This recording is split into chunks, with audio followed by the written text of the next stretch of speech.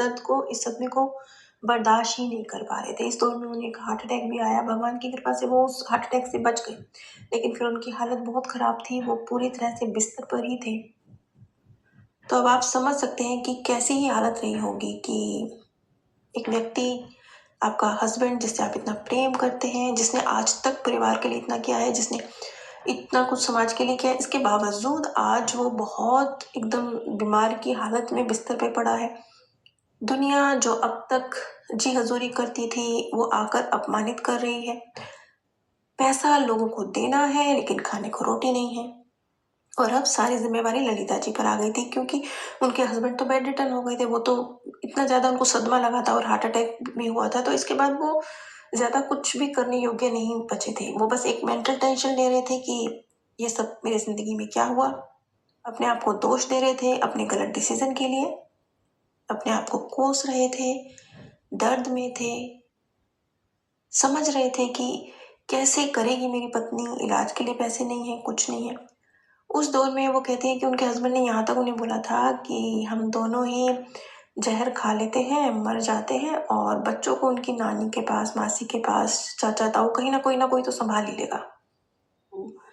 तीनों बच्चे कहीं ना कहीं संभाले जाएंगे, अलग अलग कोई ना कोई ले ही लेगा, और हम दोनों इस दुनिया से चलते हैं, क्योंकि ये परिस्थितियां, ये अब जो हालात हैं, ये झेले नहीं जा रहे।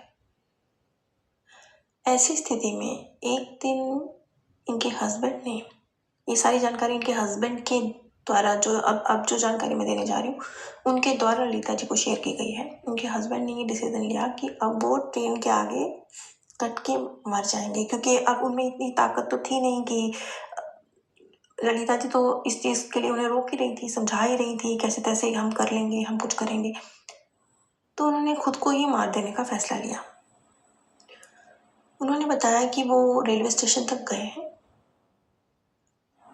और बस वो अभी जंप करने ही वाले थे ट्रेन के सामने, और वो पूरा, मतलब कोई चांस ही नहीं था, अपना 100% था उनको कि आज मैं वापस नहीं आऊंगा, अब नहीं, अब नहीं।